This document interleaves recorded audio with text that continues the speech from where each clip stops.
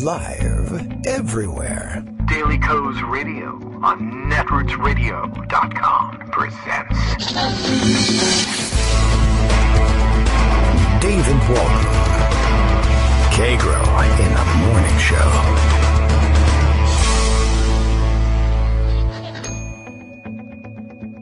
Now, here's David Waldman.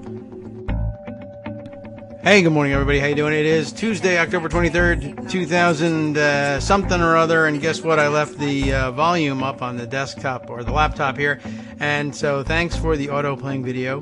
The hell, as usual. Okay, all right, just getting everything in ready. I knew there would be some technical glitch. I wanted to see what was going on in this Hill story, even though the Hill is garbage. It usually gives me energy. It gives me things to talk about and tell you just how terrible certain things are. And they're also very often a good straight man to bounce off of in the morning. But anyway, as I was saying, Tuesday, October 23rd, 2018, time for another show, and lots to talk about today. I guess we got a lot of catch-up work to do. We got off the rails yesterday, not only with our technical glitches, but just, we had a good time. But, wandering off topic a little bit, had a good conversation with Armando. There's probably more that we could converse with Armando about today. Some of the things that have grabbed attention this morning. Michael Musson forwards me this from where? The New York Times, the failing New York Times, which I'm supposed to help keep failing by not subscribing, even though I use so many of their articles, etc., etc. I'm torn about that one. I am definitely in the camp that wants to punish the New York Times, but on the other hand, I need it for content, and it's not fair if I use it for content that people help sponsor with their generous donations. Thank you very much to all of those of you who are continuing patrons, or even patrons from time to time, or really just listening and thinking about becoming patrons at some time in the future. But if I'm going to use all their content, I feel like it's only fair that I have to pay for at least some of it along the way. And so I'm a little bit torn on that one. However, let's see. The New York Times has this report which might rouse Armando to response at some point, although there's just not enough meat on it, because when the Supreme Court does things like this, there's very intentionally no meat to grab onto. Supreme Court blocks Wilbur Ross deposition on census citizenship question. We've touched on this a little bit in the past and tracked the issue. Where we stand, basically, of course, is that the Trump administration has been gunning to put a question about everyone, the citizenship of every respondent to the census, to ask them whether or not they're citizens or what their citizenship status is, and probably thereafter target those who are non-citizens, or probably even those who are citizens who may have come from the wrong countries originally, because the Trump administration is a racist nationalist organization, grafted on top of a personal criminal organization as well. So, it's really a rotten bunch of people doing rotten things, and we should be keeping an eye on it. So anyway, they've convinced another rotten bastard, Wilbur Ross, to insert this question. He's the Secretary of Commerce, and for whatever reason, because way back when this made some sense to somebody, and there's no department of the census. They had to park it somewhere. The Commerce Department came to be the home of the census, and so the Secretary of Commerce holds great sway over the Census Bureau and what they do. And somebody basically came to him, probably from the Stephen Miller camp, and said, let's ask this question in the census, because right now we don't, because it's an easy tool for discrimination against immigrants, and we want to do that. And he said, okay, great, let's go ahead and do that. And then there was some dispute about whether or not that's a proper use of the census, for one thing, and for another, whether or not the motivation to include the question was in fact racist at its heart, or some other stupid reason, or was it arbitrary and capricious? We'd like to find out, and one of the only ways, unfortunately, of finding this out and nailing Wilbur Ross dead to rights is to get Wilbur Ross on the record saying, yes, I did this because I'm racist, and that seems like rather a long shot. But someone's trying. It's just not going all that well at the moment. But they have at least bothered the Supreme Court with it. to some extent. Adam Liptak getting paid surely peanuts to produce this piece, but only because I throw a few bucks their way every once in a while so that I can be assured of the ability to read you this article rather than having to end at 10 for the month. And it is October 23rd. No real guarantee that I would be able to read you this article. Otherwise, the Washington, what am I saying here? No, Washington is the dateline. The Supreme Court, they're in Washington. That's how that came about. Temporarily blocked a court order on Monday, and it is only temporary, that would have required Wilbur Ross, the Secretary of Commerce, to give a deposition in a lawsuit challenging the addition of a question concerning citizenship in the next census, the 2020 census. As is the Supreme Court's practice in ruling on stay applications, its brief order gave no reasons. So, for instance, if you were sitting there thinking or wondering to yourself, well, why? On what basis did they temporarily block a lower court order that would have required Wilbur Ross, the Secretary of Commerce, to give a deposition in a lawsuit challenging the addition of a question concerning citizenship to the 2020 census? And can I just say, you are extraordinarily thorough, those of you who are saying this to yourselves in your own heads. I tend to, let's say, abridge such comments, but, you are very precise, and that's what makes you such a fantastic audience. I commend you on your thorough thought process, even to yourself. It's wonderful. That's it for the show. I think we should just waste time making jokes about that for another hour and 53 minutes. Okay. So as we said, there's no reason given, and there never is. This is not a departure from practice. However, the court said its order staying the deposition would stand until it is resolved. It has resolved. A petition from the Trump administration. A trial in the case is scheduled to start next month. That can always move back if necessary, but they still have time to reconsider this thing, make a final determination whether or not that stay is going to stay in place, etc., and then get to trial. In urging the justices to bar the deposition, the Trump administration said that Mr. Ross's subjective motivations for adding the question were legally irrelevant. Unless, of course, the motivations were, well, I'm racist and I want our government to function as a racist oppressor. But if he says that, he's probably going to lose his job on top of losing the case.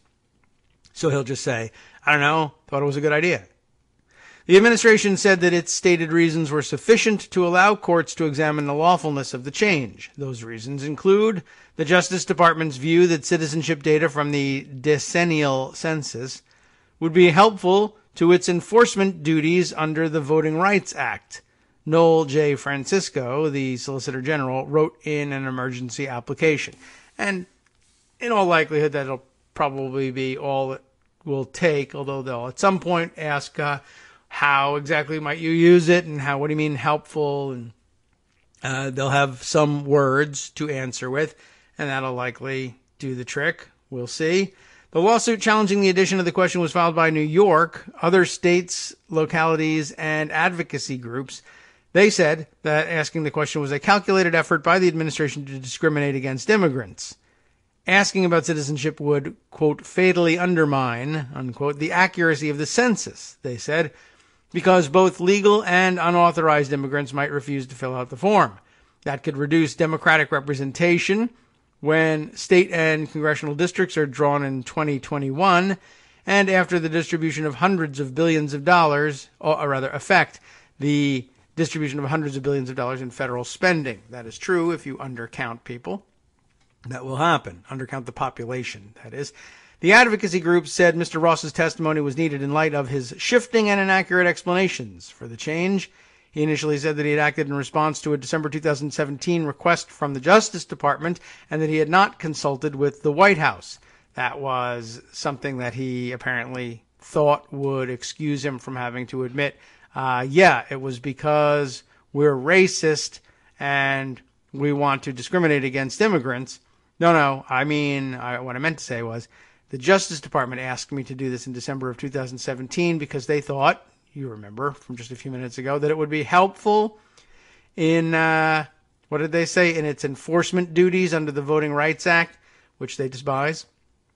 Right. And so then I guess it later came to light that no, the Justice Department didn't actually make that request, at least not at the given time or the stated time. Later, Mr. Ross acknowledged that he had been exploring the idea long before receiving a letter from the Justice Department and that he had discussed the issue with Stephen Bannon, then President Trump's chief strategist, in spring of 2017. Those discrepancies have placed the credibility of Secretary Ross squarely at issue. Judge Jesse M. Furman of the Federal District Court in Manhattan wrote in ordering the deposition to go forward. Mr. Francisco told the Supreme Court that Judge Furman had drawn uncharitable inferences from Mr. Ross's statements. Yeah, that sometimes happens. Though he acknowledged that at least one of them was, quote, admittedly imprecise, which, calls into question how uncharitable the inference really was. But okay. On October 9th, the United States Court of Appeals for the Second Circuit, which covers the Manhattan Federal District Court that we started in, they ruled that Mr. Ross could be deposed. The court acknowledged that depositions of high-ranking officials are rare and disfavored, but it said there are exceptions, particularly when the officials have knowledge not available elsewhere, like intent of racism. That's in your head. We got to get it out of there in a number of ways. Judge Furman had found, the appeals court said, that Secretary Ross likely possesses unique first-hand knowledge central to the plaintiff's claims. Indeed, the court said 3 of his aides had testified that only Mr. Ross could answer certain questions. On Monday, Justice Neil M. Gorsuch, joined by Justice Clarence Thomas, said the Supreme Court should have gone further, shutting down all pretrial fact-gathering in the census case. Justice Gorsuch added that there was no indication of bad faith in Mr. Ross's conduct, except that he's Wilbur Ross. That's the indication of bad faith. But I know you're not supposed to be able to say so. You're impartial judges, after all. There's nothing unusual about a new cabinet secretary coming into office inclined to favor a different policy direction, soliciting support from other agencies to bolster his views, disagreeing with staff, or cutting through red tape. Justice Gorsuch wrote, of course, some people may disagree with the policy and process, but until now, at least, this much has never been thought enough to justify a claim of bad faith and launch an inquisition into a cabinet secretary's motives. Of course, nothing has ever been quite like this administration either, nor have they been found to be acting in bad faith quite as often. These other administrations. This one, it happens all the time. All right, so that's where we stand. Just bringing us up to date on that one. Thank you, Michael, for bringing that one to our attention. We have to keep track of this thing. Let's see. Trump wants, is another comment here. Replying to Amy Siskind. Why? All right, let's find out. She's talking about Trump's obsession with the caravan, which we probably shouldn't even say the word anymore because it just gets people excited. Trump wants people to envision Mad Max-like collection of vehicles driven by scary monsters. Oh, that's probably a good point. Shame on anyone that believes that regardless of how the media covers it. Yes, we're seeing this one play out in the media and among deplorables as well. The caravan, such as it is it's a large group of migrants, to be sure, but it's largely women, children, occasionally the men who will accompany them, all impoverished and essentially fleeing intolerable conditions. And I don't know what else would drive you to walk from Guatemala to the United States, knowing, by the way, that you're walking into a hostile atmosphere, not only here in the United States, but really in Mexico and in Honduras as well, which you have to cross, I think, right? Do I have that backwards? Anyway, you definitely have to cross through some hostile territory. Dangerous. It's a dangerous trip. That's why they're in the caravan. It's extraordinarily dangerous to do by yourself. Really just in terms of the threat from non-state actors, without even bringing into it that there are hostile states in your way. But they're banding together out of fear for their safety, essentially, both from non-state actors and state actors. You know, if states, the hostile states that lay between them and the United States, another hostile state in which they hope to, I guess, finish their journey, unless they're on their way to Canada, which would be smart for a number of reasons. I guess the thinking is, well, if they wanted to, if we were just traveling by ourselves, they could wipe us out, kill us along the way, and no one would be any the wiser. But if we were walking together in a large caravan that garners international attention, though they could still wipe us out, at least we wouldn't go unnoticed. That's the desperation we're talking about. And of course, Donald Trump would have you think that they are an invading army armed to the teeth. And in fact, including members of ISIS among their number.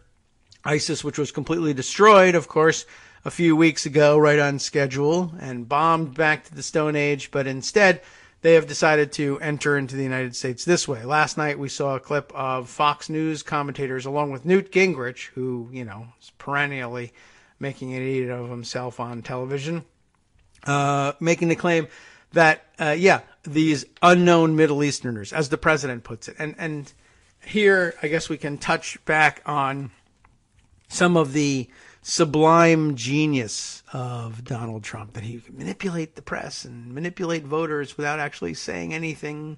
So, or he sometimes will say something that's outrageous, but it can't be pinned to him, and he denies it later on. So he says things like there are unknown Middle Easterners in there. And of course, there are no Middle Easterners in there, because this is a caravan from Central America, which is a different place than the Middle East, separated by oceans, etc. But it was, of course, the Fox commentators' belief, because Newt Gingrich said it was true, that these Middle Easterners were, in fact, infiltrating the caravan and hoping to enter the United States because, as she said, it would be a pretty good way of getting into the United States. Of course, it's a terrible way of getting into the United States. No one would ever recommend it for various reasons, including, among them, that if you were leaving the Middle East, headed for the United States, there are so many better ways to get there than to go somewhere else and then walk. What's the quickest way to the United States from here in the Middle East? Take a plane to Guatemala, turn right, and walk 1,500 miles across hostile territory, through the territory of hostile governments, and as Scout Finch pointed out to me just this morning, under the watchful eye of hundreds of reporters splashing your picture all over the newspapers of America, taking pictures for the AP, Getty Images, and the New York Times, etc., etc. Great way to stay undercover on the pages of America's newspapers. So that's not really a great way to get to the United States. It adds an enormous amount of complication. Plus, of course, think about how difficult it is to walk all that way while carrying gigantic bombs.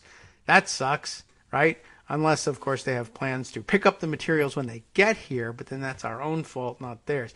Anyway, it's just a dumb story, but he's dining out on it. And when I say dining out, I mean spending every night at a rally in a different state, telling people bigger and bigger lies about what's going on in this caravan and elsewhere.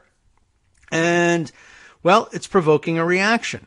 Of course, we'll get to the bigger one about which more people are talking in just a minute. Now I can explain to you why I had opened up the story from The Hill.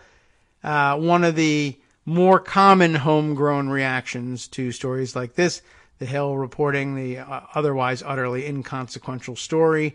Woman demands to see passports of Spanish-speaking family at Virginia restaurant. And I was chiefly interested in what restaurant might that be and whether it was anywhere around here. Or could I possibly identify the person? I would always like to find out if that's the case. A white woman, can you believe this? A white woman confronted a Spanish-speaking family last week at a Virginia restaurant and demanded that they show me your passports in a video that had since gone viral. Of course, the woman would have no right to demand anything of the sort, even if they wore signs that said we are illegal immigrants. She would not have that authority, but what the hell? She's going to do it anyway. The woman can be heard in the video screaming at a Guatemalan woman and her family, telling them to, quote, go back to your effing country, unquote, because she's the local tourism board. She also tells the family not to, quote, freeload on America, unquote, and repeatedly asks for their passports. Later on in the video, the woman is seen continuing her tirade outside the restaurant saying, I'm tired of this crap. But she, of course, uses the S word, which is pretty interesting because What the quote from The Hill is, they earlier say, literally reads this way: "Go back to your F dash dash dash." How many dashes? F dash dash dash. Dash dash. So that's 5 dashes, and then a G. That's foraging country, I guess. Does that work? Forging. Yeah. See, go back to your foraging country. She also, but blah, blah, blah. And then they said, but they don't blank out the S word here. I'm tired of this. And they just dropped the word. So interesting. The Hill style book says the S word's okay, but the F word has to be blanked out. That is interesting. It's not interesting at all. It's just weird. The woman who was berated recorded the video and shared it with Telemundo 44 in Washington, D.C. The confrontation occurred, finally an answer, at Andy's, a restaurant in Lovettsville, Virginia. Not far away, actually. As a matter of fact, I mean, it's not close. I'm not going to be there anytime soon, but it's in the county. So, that's kind of bad news.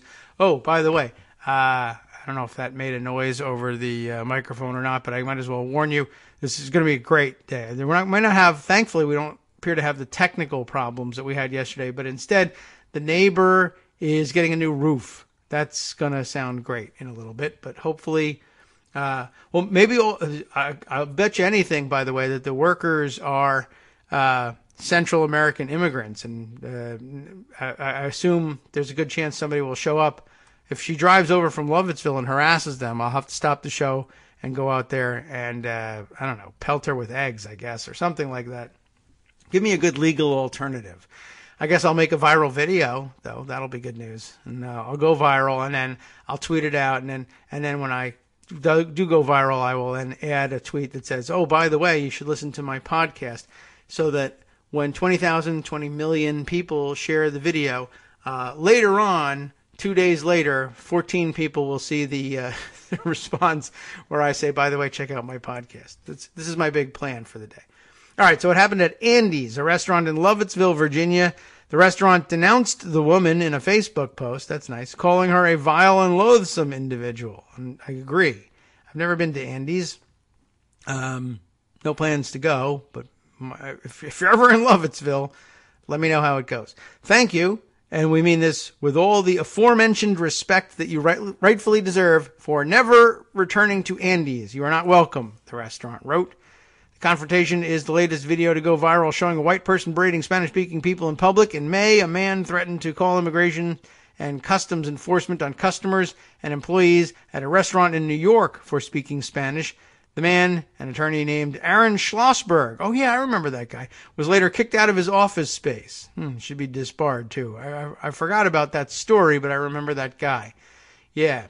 I also saw somebody else tweeting this morning about a picture that they took when they had, I guess, pulled up at a stoplight, and some old white lady in her car apparently had pre-made handwritten signs at the ready in case she pulled up next to any Hispanic-looking people, and flashed the sign in the window that said, show me your green card. So I guess this is like the latest fad among weirdo white people who are Trump fans.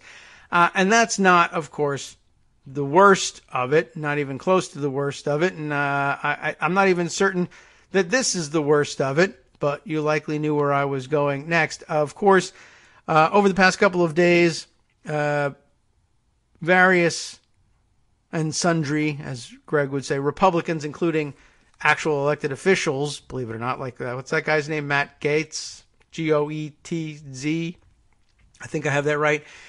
He was the one accusing George Soros of funding. Well, he was one of many making the accusation. I don't know if it originated with him. Accusing George Soros, the famous boogeyman, of funding these caravans. And the evidence offered was, here is a video of some people in some Central American country handing some paper to some other people and them saying thank you for it. That must be George Soros money, because George Soros has, I'm sure, gigantic holdings in Honduran XYZs, whatever it is, the unit of currency is there in Honduras. Twitter, tell me what is the currency in Honduras, and then I can come back and fill in that blank. Let's see. So, of course, Soros accused of funding that. So, of course, we read this morning, of course, at George Soros's home in New York suburb. This is the way the New York Times treats this one. Explosive device is found in mailbox. And yesterday's headlines were weirdly, I thought, misleading, I guess, based on what the story actually was. A lot of headlines last night saying things like explosive device, i.e. a bomb, found near Soros's home. Like it's almost a mistake. They were just planning on bombing the parcel plus in wherever it is that he lives. And they weren't even clear on whether George Soros lived there, or why would he be in the headline otherwise? Oh, they put the bomb in his mailbox. Oh, and with the intent of it being included in his mail and going into his house. Well, that is something. And I guess that the headlines aren't that his house was bombed because he probably has one of those mailboxes way down at the end of a very long driveway. And so they felt it was inaccurate to say that someone had bombed his house when they had merely placed a bomb in a mailbox, which is basically on his property, and it's where you pick up packages and bring them into your house. So they have three people writing on this one: Sarah Mervosh, William K. Rashbaum, and Andrew R. Chow. Of course, we're coming up on our break, but the basic gist of the story, of course, an explosive device found on Monday in a mailbox at a home of George Soros. And I guess somebody who's a billionaire, you never know whether they're at that home or not. And so I guess this is more, he was in his mailbox, it's at one of his houses, but he's at another house, so I guess they're not alarmed in that way. Anyway, he is, of course, the billionaire philanthropist who was a favorite target of right-wing groups. And the mailbox attached to his house in a suburb north of New York City, the authorities said. We're pretty sure they are, in fact, north of New York City. You probably could have asked a layperson about that one. We'll be right back. Hi, it's me, David Waldman, your host for Kagro in the Morning, interrupting this little break to say thanks so much to all of you who are contributing supporters of Kagro in the Morning. Thousands of you are downloading the show each day, but fewer than 1 in 25 regular listeners are donating to help keep us on the air. For the money you'd spend on a single 3-minute iTunes song, we bring you 2 hours of great news and entertainment every day, 5 days a week. Patreon.com, Patreon.com makes it easy. You can find us there by searching KagroX or David Waldman or Kagro in the Morning or even Daily Coast Radio in their search box, and you'll be right where you need to be to make easy, recurring monthly contributions to support our show. Once again, thanks so much for your support.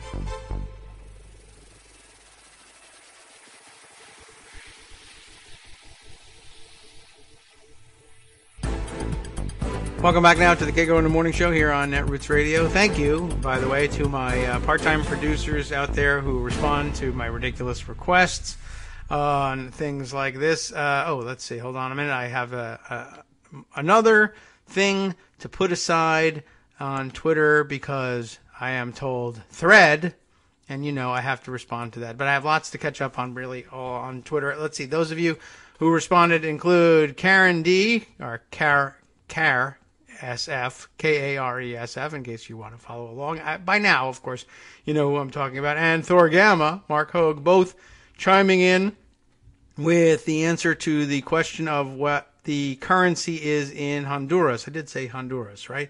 Lempira. Okay, there you go. And it's not a strong currency, it would appear. One Lempira is about 4 cents. Is what it looks like here, $0.041. And Karen adds, the largest denomination of Lempira, that is, I guess, of Lempira notes, is worth less than $20, so folks weren't getting much, if anything. Of course, I don't know how many pieces of paper they were each getting, and I don't even know that it was happening in Honduras. It may have been the Guatemalan currency. Everyone, please. The Guatemalan currency, let me know. Lempira, I've never heard of that one, actually. I'm not big on keeping track of the currency markets or anything, but I don't know. I like to know the names of the different currencies around the world. So let me know. Anyway, it could be Guatemalan, could have been Honduran currency. Of course, could have been not currency at all, Could have been a completely different country from either of those two already named. It was pretty thin evidence. So thin, in fact, that it's not even really worth calling it evidence. But yeah, it is evidence. It's just extraordinarily weak evidence. And I made such a big deal the other day of what constitutes evidence when we were talking about Kavanaugh that I guess I might as well stick with that position. Anyway, let's see. Do I need to do more with this? I forget where we left off even on this story. Oh, yes, right. The bomb in the mailbox. I guess we want to continue with that, and then I got to catch up with the other breaking news before it really falls apart. It's already breaking. I don't want to wait too long on it. Let's see. A law enforcement official, remember that story about George Soros, confirmed that the device was found near Mr. Soros's home in a mailbox, right? I mean, all right. It did not explode on its own, and bomb squad technicians proactively detonated it, the official said.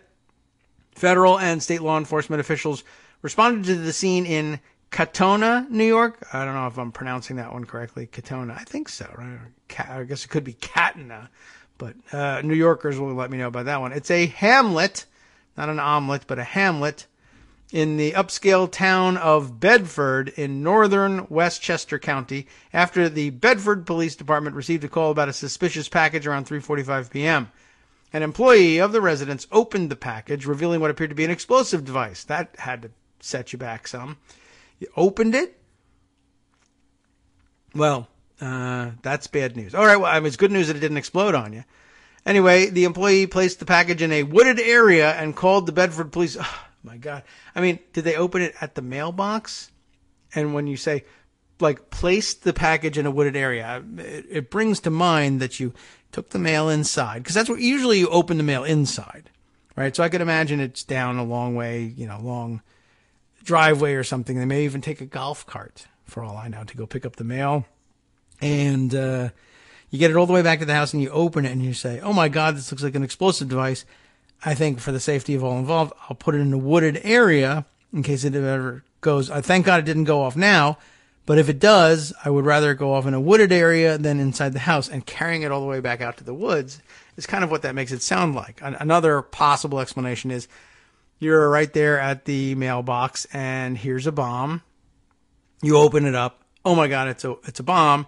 And you're, of course, at the end of a long driveway. More than likely, the driveway runs through a wooded area to, for privacy from the road for Mr. Soros's house there. And so you're probably pretty near the woods as it is.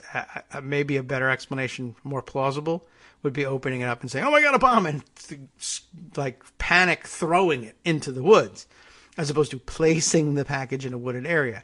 Even if you walk directly from the mailbox to the wooded area, why, would you kind of say, well, I can take my time here.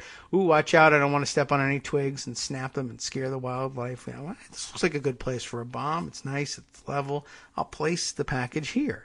What a weird, the whole thing is written weird. The whole story is a weird story. Anyway, I'm curious about whether they opened the thing and found a bomb, and so therefore the bomb was badly made and didn't explode when the thing was opened. Did the person who sent the bomb ever anticipate that George Soros might not open his own mail? I don't know. Was it open already? Possibly. Like it came in a package and it wasn't really fully closed properly because it was placed there. I think how did they put it in the... Yeah, I mean, it doesn't say anything about, like, was it delivered by a mail carrier, or did somebody say, I know this is George Soros' house, I'm going to put this in his mailbox? I don't know. It's a very weird story. I guess we'll find out more as time goes on. Mr. Soros was not at home at the time. No word on whether he was, like, out bowling or he just hasn't been to that house in 6 months because he's in Florida. I don't know. The police said they had turned the case over to the FBI, which, of course, the New York office of the FBI will be right on top of this one, which did not immediately respond to requests for comment. They were probably filing their nails or something. In a tweet late Monday night, the Bureau's New York office said it was conducting an investigation, quote, at and around a residence in Bedford, unquote, and that there was no threat to public safety. The Bureau of Alcohol, Tobacco, Firearms, and Explosives and Mailboxes did not respond to a request for comment. Mr. Soros, for whatever reason they want to remind you, was born in Hungary, made his fortune running a hedge fund, oh no, and is now a full-time philanthropist and political activist. He donates frequently to Democratic candidates and progressive causes and has given at least $18 billion to his Open Society foundations to promote democracy and human rights around the world. It's something the United States used to be into.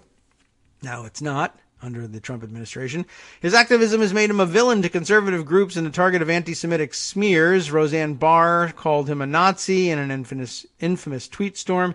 And just this month, Representative Matt Gaetz, oh yes, Gaetz, if I spelled that one wrong. I think I spelled it with an O earlier. Republican of Florida, falsely speculated, lied, that Mr. Soros had funded a caravan of migrants moving north toward Mexico. There is no evidence that Mr. Soros, that's the new formulation for he lied. There is no evidence that Mr. Soros paid thousands of migrants to storm the border. And by the way, time out again. Why even express it that way? Storm the border. I don't even know that Matt Gaetz is actually saying that he was paying them to storm the border. I know that's probably would be his conclusion, and I'm sure he would agree with the language. But why introduce it? I don't know. Anyway, there is no evidence that Soros is paying anybody to do anything with respect to immigration, whether they're storming the border or politely knocking on the gates. Nor is there evidence that Democrats support the effort, as President Trump has said. That's part of his rhetoric at his rallies. Blame, he literally says, every time you see the caravan, think of and blame Democrats. Which, you know, I have some questions about who's paying for his travel and for these rallies. But maybe by now they've become adept at paying for it out of campaign funds rather than official funds. But I don't know. Mr. Soros has became a major political donor in the United States during George W. Bush's presidency. He spent millions backing John Kerry's unsuccessful bid to deny Mr. Bush's second term, was an early backer of Barack Obama's 2008 campaign, and contributed more than $25 million to Hillary Clinton and other Democratic candidates and causes during the 2016 election cycle. Though Mr. Soros' name has become a trigger for a subset of Republicans and conservatives, he has said that his main goal as a political activist was to see a return to bipartisanship. Even he loves both sides, even though one side puts bombs in your mailbox. He has said it was the extremism of the Republican Party that had prompted him to become a major Democratic donor, but it also said he is opposed to the extreme left. I don't particularly want to be a Democrat, he said. But, you know, hey. Anyway, welcome. Bedford is 50 miles north of Manhattan and has been home to many well-to-do city transplants, including Martha Stewart, who went to jail, Glenn Close, who didn't, though I saw on the telly that she murdered somebody, and Ralph Lauren. Katona, where Mr. Soros has a home, is known for its cultural offerings, is it? Including the Karamoor Center for Music and the Arts and the Katona Museum of Art. I'll check Twitter now to see whether anybody objects to my pronunciations of Katona or approves of them, but I rarely get that. Okay, let's see. Next up, the town is known for its insularity and lack of gossip. This place has not got nearly enough gossip, which allows for well-known residents to fly under the radar. They look to Bedford as to being protective of their privacy. John Stockbridge, Bedford's historian, said in a phone interview, an historic phone interview. Mr. Stockbridge said that the town has largely avoided drama or violent scares. I've been here for 35 years and I don't remember any incident like what you're talking about, he said. Yeah, Mr. Stockbridge, it happened just yesterday. How could you not remember it? I see what you mean. I get the point. Okay. Al Baker, it is noted at the bottom, contributed reporting to this as well. There are 4 people on the beat of a bomb, and between the 4 of them, they can't really give you a good picture of how the bomb got there and how it got into the woods and whether it was opened or not and why Mr. Soros was not at home exactly. But as you learned, in Bedford, no one will tell you.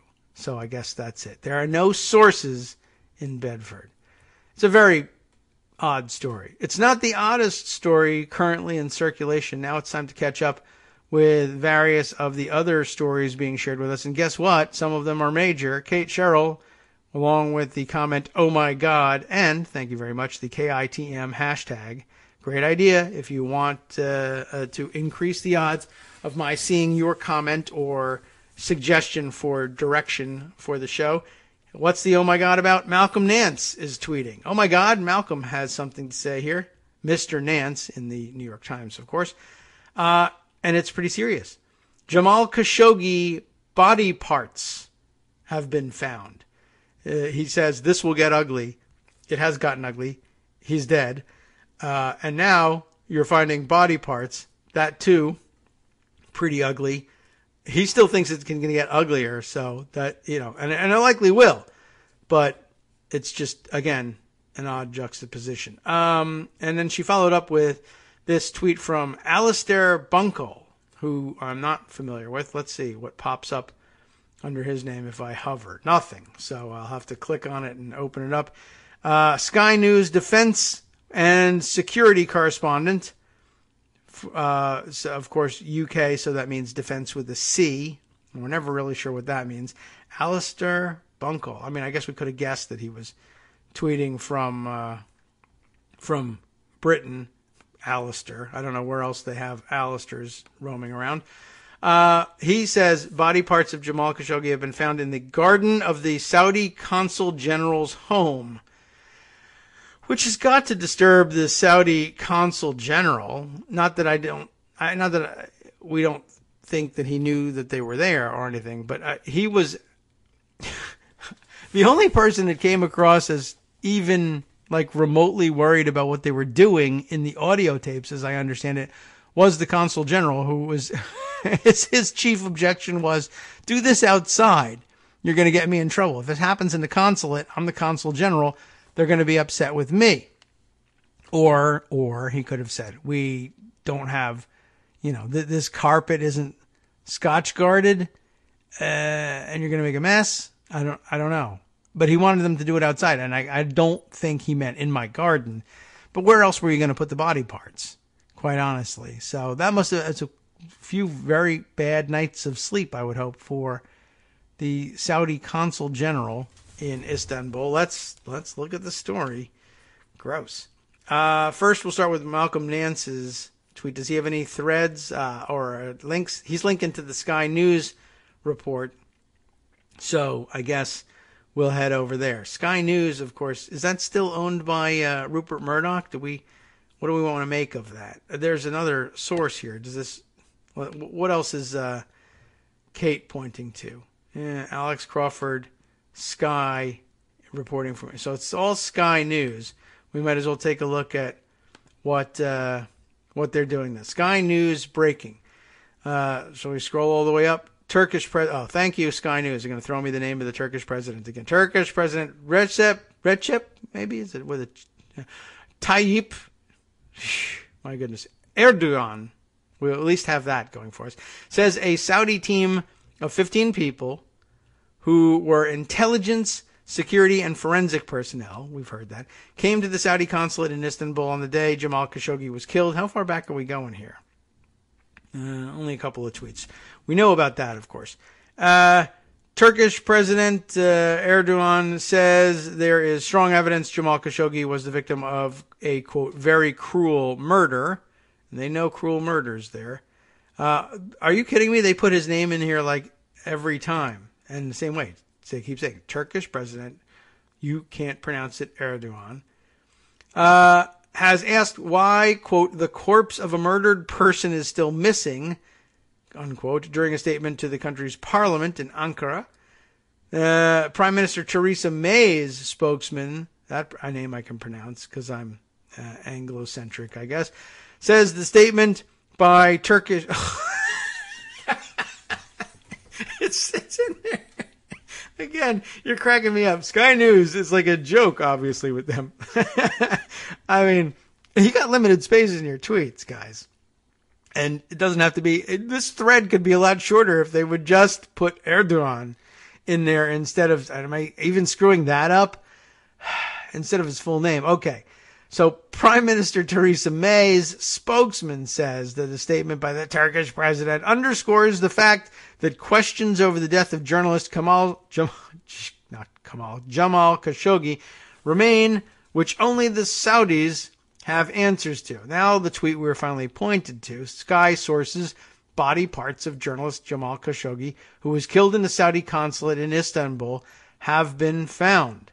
Istanbul, of course, in Turkey, and the Prime Minister of Turkey President of Turkey is, all right, you get the idea. They didn't say it this time. King Salman of Saudi Arabia says the kingdom will hold to account those responsible for the death of journalist Jamal Khashoggi, they keep saying it that way, who, quote, failed in their duties. I'm not certain what that even means, but they're not holding anyone responsible who's in the royal family, obviously. Flunkies will go to jail, maybe. Foreign Secretary Jeremy Hunt says he's deeply concerned to hear, you'll never believe it, Turkish President Recep Tayyip Erdogan described the murder of journalist Jamal Khashoggi as premeditated and says the world is still waiting for answers. I shouldn't be laughing, of course. A man has been murdered and dismembered and buried in the yard of the Consul General of Saudi Arabia, but it's certainly a weird way of reporting it. Everybody's writing in weird ways today. Maybe I've just never noticed it all before. Who knows? Okay. It's a gruesome story, to be sure, and I guess the silver lining is that they entertained me somehow by repeating the Turkish president's name so formally in every single one of those tweets. Karen wants to know, how do you stumble across body parts you created with your own bone saw? Misfiled under hacksawed body parts? Did we say? We didn't stumble across them. I mean, it wasn't the Consul General who stumbled across them, I don't think. It was somebody else. And they must have said, this is a very interesting international law case in terms of, you're going to want to search diplomatic compounds for evidence of this body. And that's something that ordinarily, as a matter of course, you can be denied by the delegation. So it's a tough case. I don't know who found them. I don't know under what circumstances. That's not clear. I can tell you, though, the president of Turkey is very definitely a guy by the name of, and I just have to spell it out from now on. There's no doubt in the mind of Sky News, anyway, that this is the case. All right. Wow. So it's getting really dark over there, I must say. And I don't know how else it would end. I don't know how it could end in us knowing that the body had been dismembered and not end up finding the body parts. All right, so the other threads I have to catch up on. Let's see. First, I'll go to Chris Geidner, who is trying to shed some light on our first story, the census citizenship question and deposition of Wilbur Ross. He's beginning with breaking the news, of course, that we heard earlier that the Supreme Court halted the deposition of the Commerce Secretary in challenge to census citizenship question, allowing deposition of DOJ officials, though, to proceed. And he includes a screenshot of the Supreme Court's notice of their decision. He goes on, though, to say, well, SCOTUS stopped the Ross deposition for now and allowed the deposition of Gore and other discovery to go ahead. Gorsuch, joined by Thomas, would have granted the stay as sought by DOJ, halting both depositions and the extra discovery as well. I don't know whether they name the official up here in this screen grab, but I guess Gore, it's not Al Gore, but a DOJ official instead. Let's see. So he says this and then includes, I guess, from his story in BuzzFeed News, a longer write-up. He takes an excerpt explaining, respectfully, I guess this is from the Gorsuch opinion here, or I guess accompanying materials. Respectfully, I would take the next logical step and simply stay all extra record discovery pending our review. When it comes to the likelihood of success, there's no reason to distinguish between Secretary Ross's deposition and those of other senior executive officials. Each stems from the same doubtful bad faith ruling, and each seeks to explore his motives. Basically Gorsuch is saying I would stop all the discoveries and all of the depositions because you're just not entitled to them and you're not likely to find anything that will help you with your case because I'm going to decide against you anyway. That's essentially what that comes down to. Geithner continues here. The Chief Justice, that is, found a way to keep this to only 2 justices voicing disagreement with the order. That's an impressive compromise, which involved quite a bit of work inside the court, I have to imagine. To be clear, a compromise within the court is not a statement about the acceptability of that compromise to folks outside of the court. It's just a statement of what's happening within the court. Good point. One comment, the way Gorsuch chooses to describe what has gone on here, ignoring the changed understanding of where the question came from and Ross's testimony to Congress, is not the most compelling or accurate presentation of the information in this case. And that's probably true and worth sharing. He's got 2 screen grabs here. One says, Justice Gorsuch, this would be from the notice today, Justice Gorsuch, with whom Justice Thomas joins, concurring in part and dissenting in part in the stay, to implement the constitutional requirement for an actual enumeration of the people every 10 years. Article 1, Section 2, Clause 3, Congress has instructed the Secretary of Commerce to take a decennial census, you know all about this, in such form and content as he may determine.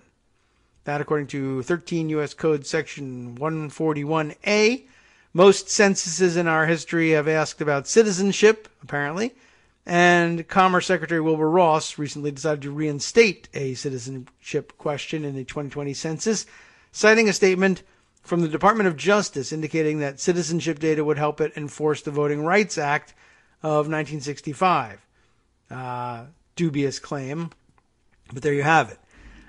Gorsuch, I guess, writing, this is all highly unusual to say the least. Leveling an extraordinary claim of bad faith against a coordinate branch of government requires an extraordinary justification.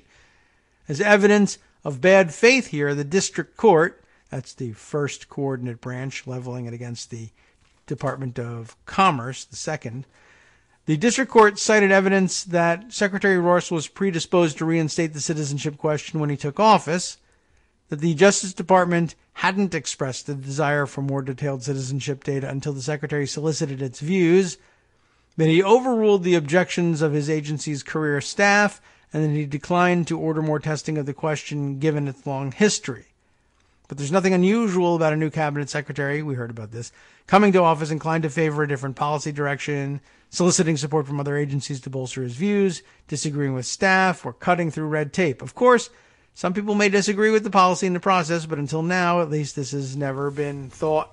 This much has never been thought enough to justify a claim of bad faith and launch an inquisition into a cabinet secretary's motives. Of course, as Chris comments, that's a different gloss on the story than we've heard to date, which has much more detail about Ross's supposed motives. Geithner continues here by saying there are links in my story to more, but here's a simple point made clear once DOJ revealed that Bannon and Ross talked in early 2017 about the citizenship issue. And he has this screen cap here. Ross, however, told Congress a different story at 2 congressional hearings in March of 2018. Has the president or anyone in the White House discussed with you or anyone on your team about adding this citizenship question? Asked Representative Grace Meng, a New York Democrat. Ross replied, I'm not aware of any such. 2 days at another hearing, I guess 2 days later at another hearing, Ross said the Department of Justice, as you know, initiated the request for inclusion of the citizenship question. That's a very big contradiction from what he told Grace Meng here. A Commerce Department spokesman who spoke on the condition of anonymity said Ross's comments before Congress were not misleading, saying the Justice Department response supplements the record but does not change the Secretary's story. It only adds to it. I was already thinking about changing this, and then the Department of Justice asked me to do exactly what I was already thinking about. Wink, wink. The New York Attorney General's spokesperson, Amy Spitalnik, who is on Twitter here, comments on tonight's SCOTUS order, that would have been last night's SCOTUS order, with the argument that this is good for the challengers because they got everything they wanted but Ross right away. They say, we welcome the court's decision to allow us to complete discovery in the case with the exception only of Secretary Ross's deposition, which remains on hold pending further briefing. We'll get to the bottom of how the decision to demand citizenship was made as we continue our case to ensure a full and fair census.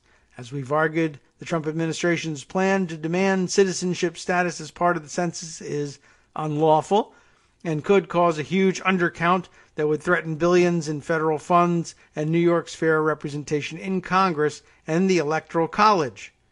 I'll add, which sucks. And now you know why they're fighting so hard about this.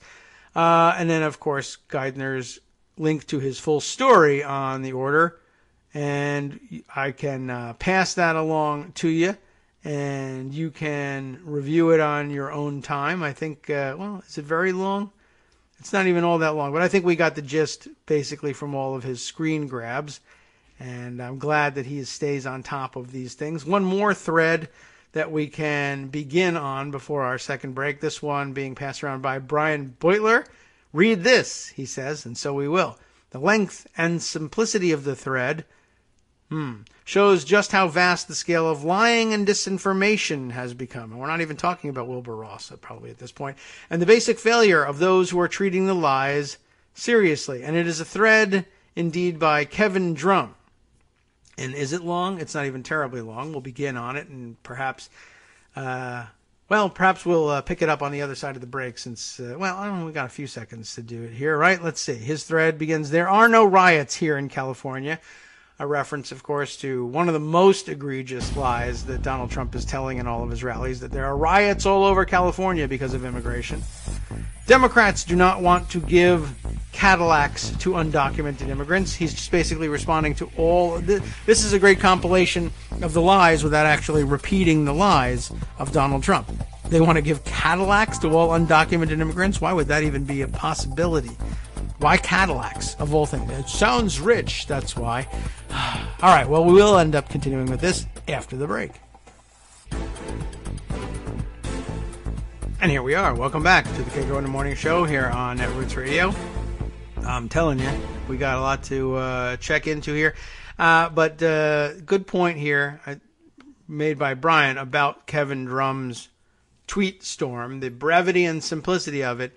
It's a great way to lay out, and this is something I felt like we ought to do with the show, recap the insanity of the lies of the last couple of days.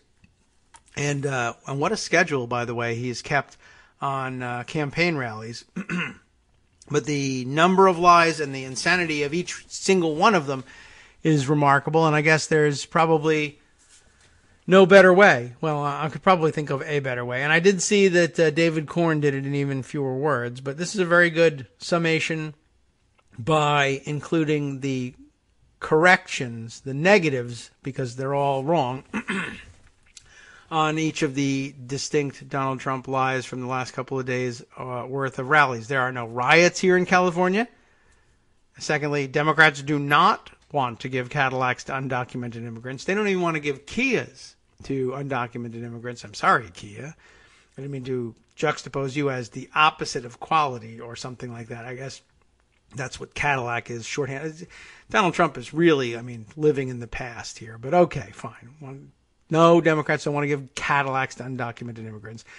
Although I'm sure that some of the people in the caravan would love to have a Cadillac. It would make the trip a lot easier. They would love a Caravan, as a matter of fact, a Dodge Caravan. America's best-selling minivan, by the way. I don't know whether that's really true, and I didn't even get a check to say it. It's just the jingle stuck in my head from years ago. They used to sing that. America's best-selling minivan, Dodge Caravan. True? Don't know. And not even sure what their metric was. Seems to me like there were more of other things on the road, but I guess maybe that was the best-selling American minivan. I don't know. This is not what we're here for. Kevin Drum is what we're here for. Republicans, he continues, do not have any kind of plan to lower middle-class taxes after the election. And by the way, I woke up this morning thinking we should be covering that one. It was a bizarro claim from out of nowhere. I think on the tarmac on his way onto the plane to get another one of the rallies, maybe Saturday he said this, I think. Donald Trump asked, I don't know what question, maybe it was just open-ended. And he said, by the way, we're looking very strongly, I'm sure he said, we're looking very strongly at a a middle class tax cut, major tax cut targeted for middle class people, only millionaires, I guess that's middle class people. And said, of course, we're looking at putting that in the next couple of days, probably before November. And of course, we don't know what he means by November, whether he means the beginning of November, the end of November, whether November is, in his mind, his dementia-addled mind, shorthand. And this doesn't require dementia to think of November as shorthand for the election. But it was pretty clear from what he was saying that it was going to be happening in the next couple of days, before November. That's either, at best you could say before November is out, which is, of course, a better way of saying that is before December. But he says before November, whether the election, which is in the first couple of days of November, or literally November 1st, we're going to put in a tax cut, a 10%, major tax cut. And it was implied, the idea was stupid people were supposed to walk away from that saying, it's a done deal. They're going to pass a tax cut in the next couple of days, and everyone knows why. Even the stupid people who believe that there might be a tax cut coming probably justified it to themselves in their minds by saying, well, he wants to do this in order to win the election, become popular, do something to give people tax relief just before the election, then they'll like it and they'll vote for you. Of course, the dumb part of it is it's totally impossible. Nobody has such a proposal, although, I'm sure there's people around that say, I wrote a bill that has a 10% tax cut for middle class people. Nobody ever looked at it, but I have it. I've always had it. I've had it since 1998, and I introduce it every year to no effect. But Trump clearly wanted people to think that he was going to actually enact this thing and to do it in advance of the elections so that they would then win the election. Congress, of course, is out of session and has no plans to meet between now and November, really any point in November except post-election. And I thought, this is a good story and that we can cover how dumb a lie it really is and how it appears that it's just an extemporaneous invention. I need something to tell these stupid lying press guys who I hate and can't stop talking to, tell them something impressive. Well, we're going to have a major tax cut. Fine, I'll just say that. So I thought that's a good story to report. But by the time we got around to it, because we wasted so much time yesterday, the press had already normalized the idiotic comment to the extent that it was now being reported all over the place. Oh, well, no, he said right after the election is when they're going to do it. No, he said before November. And they're just sort of like filling in the blanks. Like he couldn't possibly have meant before November because Congress isn't going to meet. He must mean right after the elections, which of course makes a lot less sense. Although Trump fans will again justify it by saying, well, the promise will be out there prior to the election. Everybody knows you can't just pass a tax cut in 10 days before the election when Congress is not even in session. That's just crazy. What he really meant was we're really strongly studying the idea. And when Congress gets back in November, they're going to start looking very strongly at a tax cut, a very big, very strong, beautiful tax cut, but for the middle class. The middle class, not just, and then, of course, he goes on to say, basically, like as Scout Finch pointed out this morning, he basically admits, I'm doing this because, I'm saying it this way, because I confess that the first tax cut had nothing whatsoever to do with regular people. It was all for the rich and all for business. Nothing for business this time. It's all for the middle class. And, it's garbage. It's nonsense. But I'm annoyed that it was normalized so quickly. He didn't mean it before. He meant after. He said before. Don't say he meant after. He didn't mean either. So why bother pretending he meant after? He didn't mean that. All right. Back to Kevin Drum here. No riots in California. No Cadillacs for undocumented immigrants. No tax cut plan for the middle class after the election, Kevin Drum says. See? I told you. Even in this compilation of those lies, there's some normalization going on. Illegal immigration is not increasing. Record numbers of illegal immigrants storming our borders. It's actually less than ever before. We do not have a $110 billion deal to supply arms to Saudi Arabia. We don't really have any kind of deal at all, let alone one of that size. Selling arms to Saudi Arabia in whatever quantities will not generate 500,000 jobs or 600,000 jobs or 1 million jobs, all of which he's claimed lately. The entire defense industry only employs about 300,000 people in the first place, and Saudi Arabia is not that big of a customer. And by the way, apparently no interest whatsoever in the arms we sell. I assume we're selling at least some arms to Honduras, Guatemala, Mexico, etc., all of which are threatened to lose their foreign aid unless they stop the caravan. Very sad that they won't do this. And so we're threatening their foreign aid, which, not a hard thing for Donald Trump to do. I'm sure he loves threatening foreign aid to Latin America. But what do they do with the money is one question, and how much weaponry do they buy from us? I guess, is their money not green enough? Are they not buying enough weapons? Are they not buying weapons? I suppose that's a possibility, but we don't care about that one. You want to dismember people, cut their heads off, as long as you're fake buying weapons from us, you're good. Except that really has nothing to do with it. It's not even the weapons, quite honestly. As you know, if Honduras and Guatemala were investing in Trump properties, it would be a different story. They ought to be spending their money differently. What else is he lying about, according to Kevin Drum? Crime is not increasing. There is no evidence that the caravan of migrants walking north from Guatemala includes any Middle Eastern terrorists or Middle Eastern people at all, in all likelihood. That, by the way, he responds to, again, with basically the please don't be a baby line. Remember that one? What evidence do you have that XYZ? What was he asking about at that time? Was it also about immigrants or Middle Easterners in the caravan or no? Please don't be a baby, please. Somebody else asked again, what evidence have you got? Go down there and look. Take your cameras. So, of course, they're going. I mean, they were already there, but now we're responding to the garbage lie by saying, as a matter of fact, you've claimed it without evidence, and I came down here and I asked, and there is no evidence of it, and he just continues on. Doesn't matter. Go down there and take pictures. Why? Why should I go down there and take pictures? If I go down there and take pictures and ask around and I find zero Middle Eastern anybody, much less terrorists. Hi, are you a terrorist? You're not? Okay. You?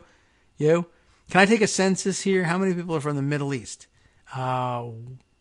We just walked into Guatemala from Honduras. You're asking about the Middle Easterners who are here?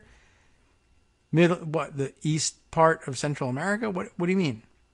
No, I was told there are Middle Easterners here. Well, you look around, I guess. And so if you do, right, and you take pictures and you ask everybody and you find zero Middle Easterners and you go back, what happens? The answer is, at the next rally, Trump says, there's Middle Easterners, and you can go down there and take a look and take pictures. You find out. Go, please, don't be a baby. Report the story. And they go, and they find nothing, and he says it again. So don't go. Just tell him you went. Save the money. You want to save the newspaper industry? Just print, yeah, you're full of it. We checked it out, and you're lying. It's a pretty good bet, I guess. And if anybody knows any better ways of saving the money for the newspaper industry, let me know. So crime is at record levels. It's record-breaking crime. Blame the Democrats. All the things that he says. No, it's not increasing. Trump has not started building his wall, nor is Mexico paying for this non-existent wall. And good thing, too. Trump's various healthcare plans did not protect people with pre-existing conditions, nor will any different ones that they might bring up later on. We know all about that, thanks to Joan. The Veterans Choice Act was signed into law by President Obama, actually a Democrat, in 2014, not by Trump. In 2017, Trump signed a bill approving a new version of the act that he likes better, but without bothering to fund it. So it's not doing anything. U.S. Steel, not opening 8 new plants, or 7, or 6, or even 1. So big lie on that one. Democrats will not destroy Medicare or Social Security. That's actually you guys. Democrats do not advocate open borders. Democrats have placed a number of immigration proposals on the table over the past decade or so, and they're all easy to find and read, except he doesn't read. So that's a problem. Did David Corn come up with any different? Liapalooza, he calls it, with a little trademark sign on it. I'm referring to Steve Bannon's compilation of issues. Let's see, among the things Trump has made up over the last several days. And this is a different genre of lie, not just misinformation. He's just making up stories out of whole cloth here. Tax cut, the domestic riots, Central American conspiracy theory. I guess that would be the George Soros paying people to migrate, because otherwise, who migrates from Central America to the United States, right? Nobody. A vow to protect those with pre-existing conditions. Oh, voter fraud, that too. That's a new one. I mean, an addition to the other list. It's not a new claim, obviously. And the arms deal worth 1 million jobs. They're all fake. And quite true. So thanks to Steve Bannon for bringing that one, or putting that compilation together. And thanks to David Corn for bringing it to our attention as well. All right. Anything else comment-wise to catch up on? Let's see. Matthew Rigdon. For one thing, he thought we were giving away Rolls Royces. They're not American. That's why we wouldn't be giving them away. We'd be giving away Cadillacs. The fantastic American car instead. Let's see. What else have we got? It's remarkable, Matthew says, that Trump ran on stopping illegal immigration, but he lies and says it's worse than it's ever been, which would mean that he's made the problem worse. Yes, that's a good point, but you know that people aren't going to be able to grasp that one who are at his rallies, of course, and so that's not really going to work. But it's a good point, and as you know, good points don't work anymore. So, but thank you for making the point.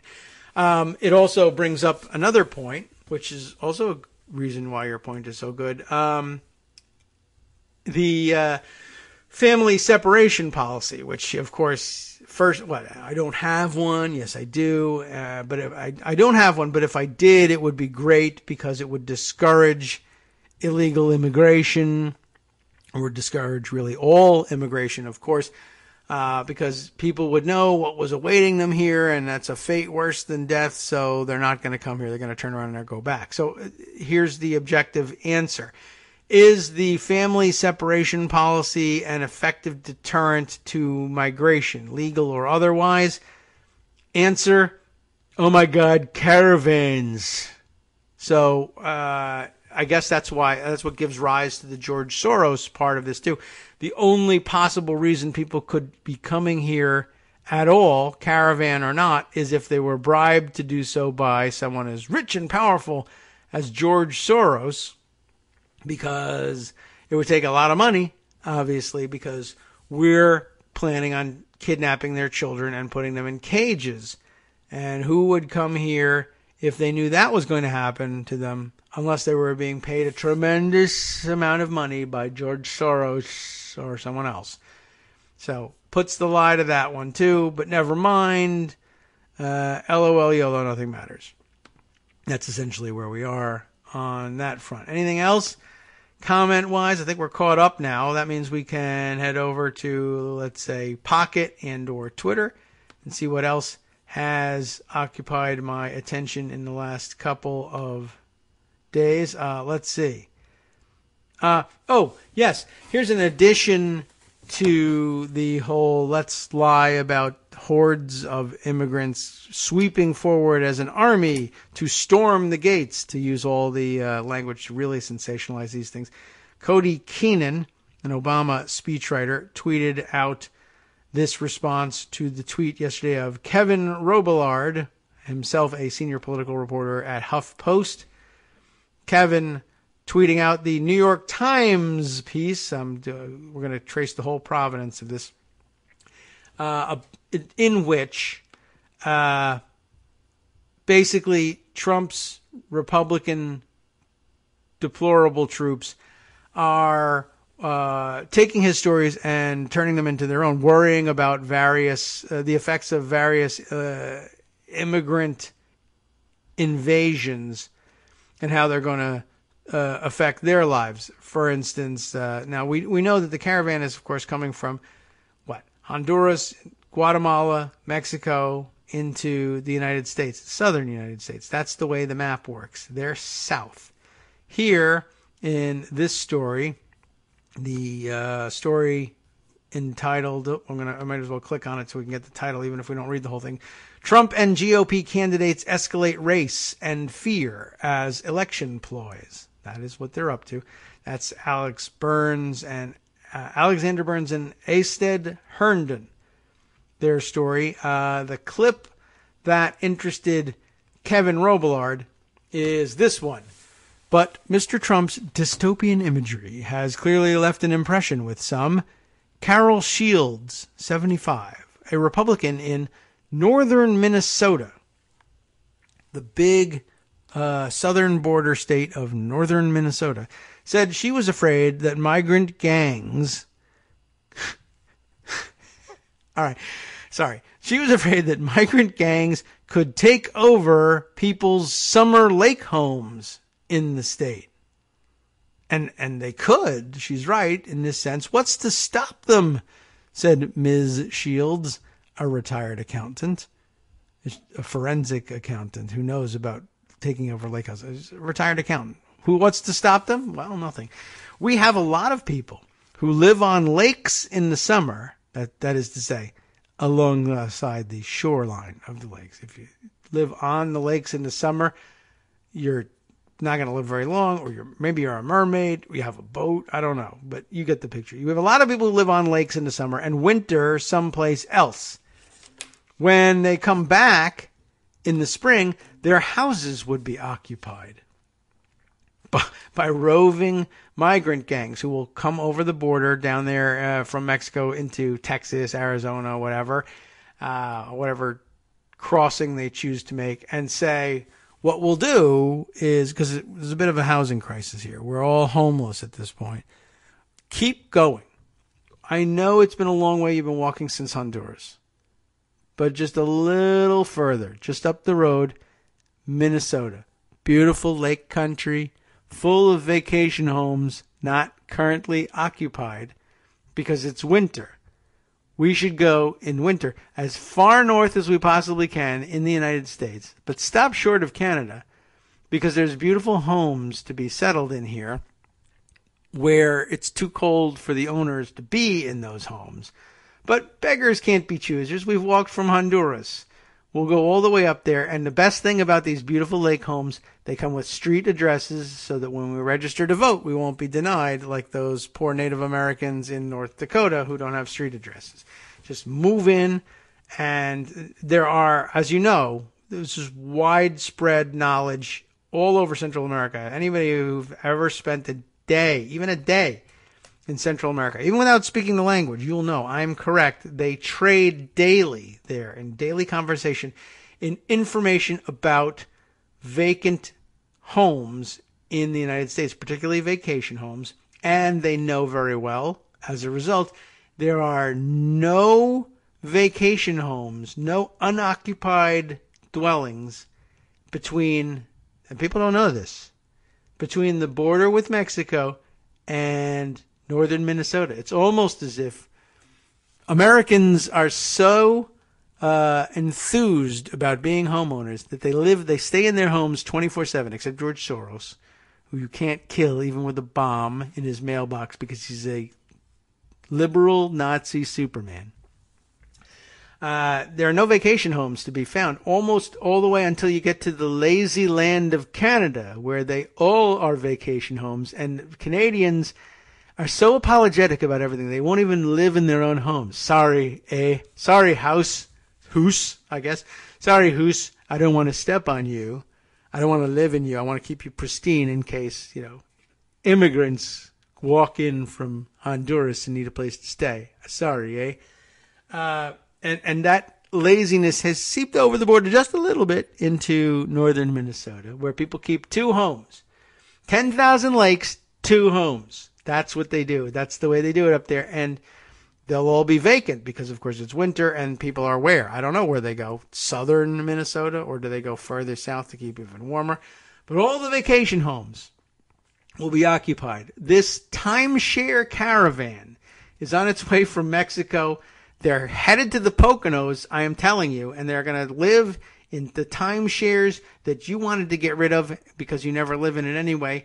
And I mean, you're going to find them all over the place. These crazy ISIS immigrants from Honduras are going to be in Myrtle Beach. They're going to be in the Poconos. Where else do they have timeshares? Stuff like this. I mean, it's lunacy, but there it is. Now, I don't know what's in this longer compilation of more stupid fears about immigration, but we'll just take Kevin's word for it that the funniest part is this bit about northern Minnesota, although that means we'd be ignoring Cody Keenan's comment on the whole thing, which all your pontoon boats belong to gangs.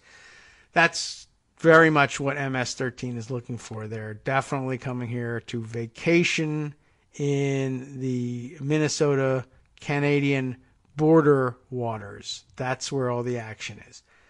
Vanity Fair took a similar tack to what David Corn was talking about, and Steve Bannon was talking about, and Kevin Drum, compiling the lies and noting through the writing of Tina Nguyen that Trump's lies are becoming exponentially more brazen. That, of course, perhaps due to his advancing dementia. Holding court on the White House lawn on Monday, Trump revealed new depths of contempt for objective reality and offered a master class, because he's a genius, I'm objecting to that, in how the most obvious lies destroy the very notion of truth itself. Tina put this one out yesterday, and probably very similar in the compilation of lies, but maybe a more artful, long-form compilation that we can enjoy here. In the middle of an interview last week with 60 Minutes, remember that one? Donald Trump seemed to take a perverse joy in baiting anchor Leslie Stahl as she attempted to wrangle him into submission. "Leslie, it's okay," he said as they clashed over the narrative surrounding his administration's migrant family separation policy. "I'm the president and you're not." It's pretty blunt, right? A week later, still riding high on the confirmation of Brett Kavanaugh and perhaps taking inspiration from the Saudis, Trump sounded less concerned than ever with trivialities like objective truth.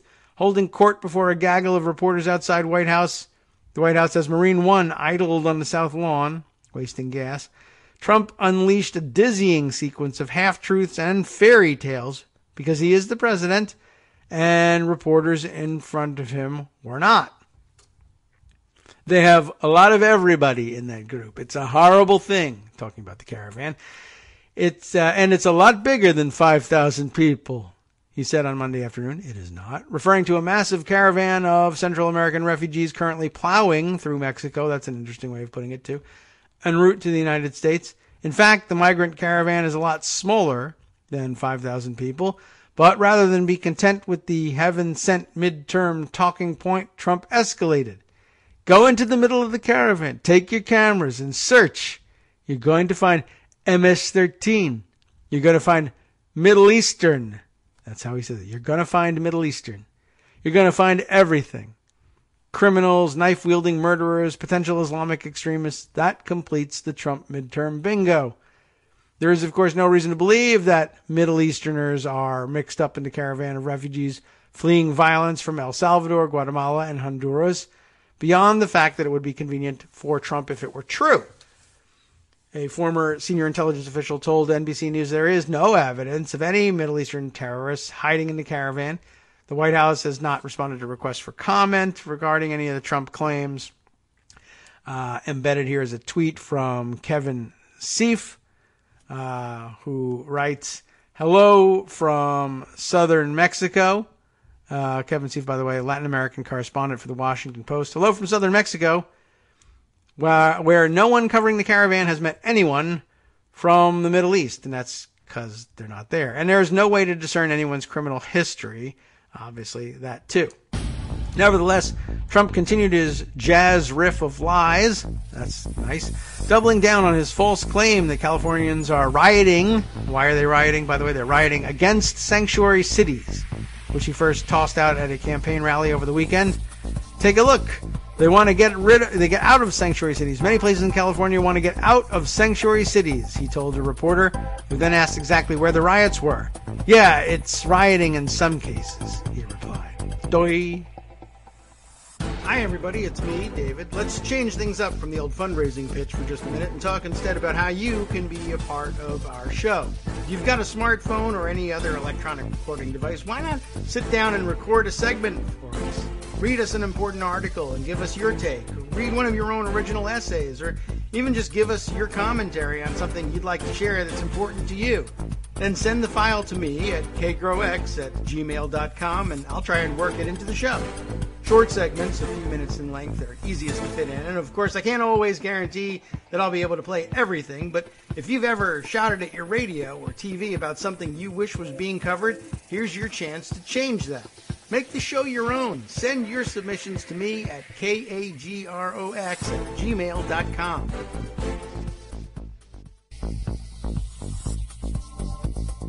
Welcome back now to the Kagro in the Morning Show here on Netroots Radio. You're hearing different music than you usually hear when you come back from a break, and that's because I dared to move a muscle during the break and accidentally hit my Apple Magic Mouse, which turned out to be evil black magic, and turned off the music. And it was all I could do just to make sure we had something to come back with to restart the music.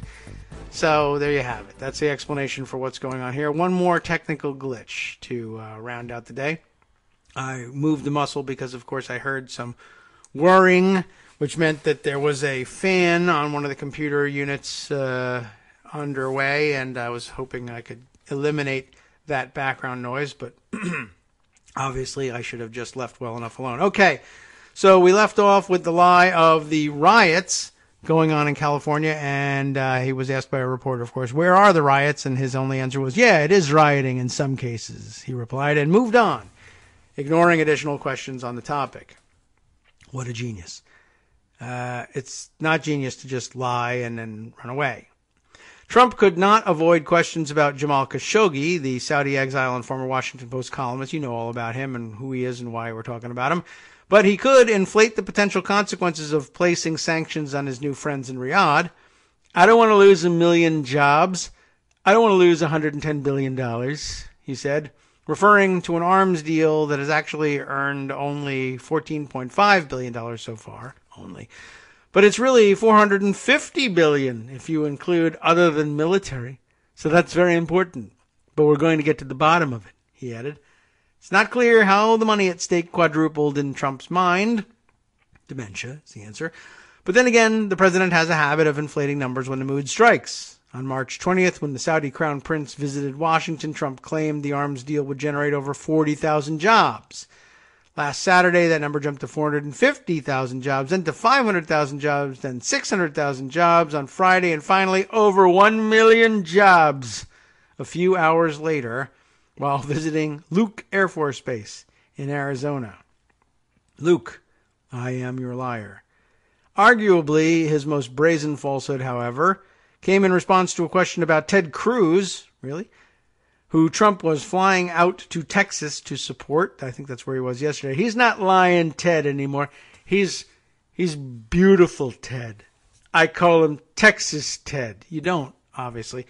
But again, I don't know. I mean, there's the brazen lie there, I guess, but you don't call him that. I need to say I call him something. So I call him Texas Ted. I go, beautiful Ted. It's such a limited vocabulary. He's such an idiot. No, wait, I'm sorry. He's a genius. The genius is in using a simple vocabulary. So I call him Texas Ted, he said over the roar of helicopter blades, extolling the virtues of a man whose wife he'd insulted in the past. You all know about that. A reporter reminded him he'd once accused Cruz's father of being involved in the JFK assassination, to which Trump replied, I don't regret anything, honestly. It's all worked out very nicely. That was an interesting clip, too. I'm glad that got brought up.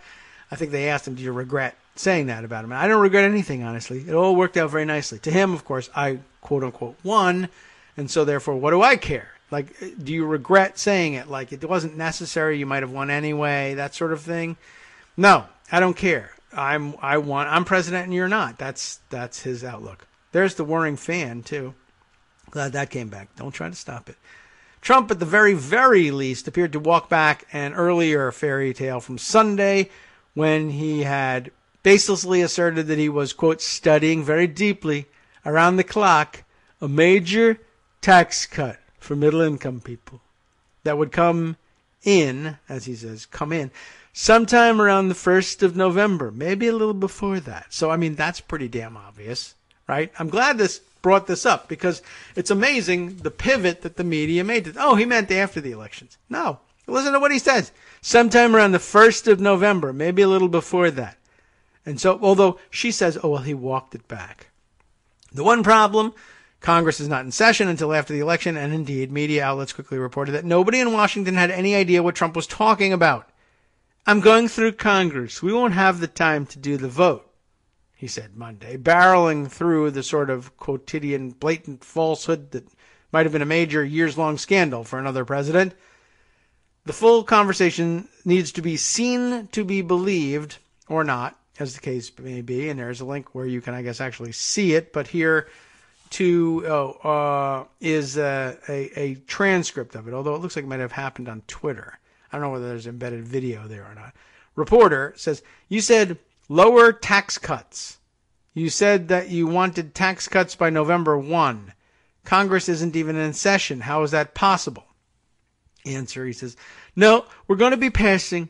No, we're putting in a resolution sometime in the next week or week and a half. 2 weeks. You know he's the lion when he says 2 weeks to anything. It's going to happen in the next 2 weeks. Middle East peace, I think, was going to happen in the next week, 2 weeks also. Very strongly peace. And of course, don't bother stopping to observe that a resolution, of course, won't lower taxes. So you don't know what you're talking about. But we're putting in a resolution sometime in the next week. No, you're not. Nor would a resolution help you in the next week, a week and a half, 2 weeks, a million weeks. We might as well just jump right up to the number we're going to talk about here. A resolution where, says the reporter, we're giving a middle income tax reduction of about 10%. We're doing it now for middle income people. This is not for business. This is for middle. I love the way he just drops in the middle of the sentence. This is for middle. That's it. That's on top of the tax decrease, which is a term everyone uses, tax decrease. That's on top of the tax decrease that we've already given them, which you didn't. But okay. Are you signing an executive order for that? Dumb question, because that wouldn't do it either. No. I'm going through Congress. But Congress isn't in session, though. We won't have time to do the vote. We'll do the vote later. Congress is out. It doesn't matter. He just plows forward. Running out of room to maneuver, Trump concedes there was never going to be a new tax cut bill before November, or even November 6th, before the election, right? Still, he concludes, we'll do the vote after the election.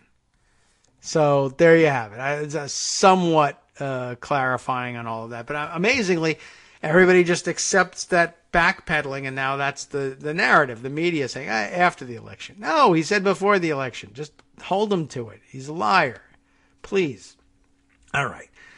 Let's see. What other things do we have? Anything else we absolutely must get to before we move on to the more interesting bits and pieces that are out there? Let's see.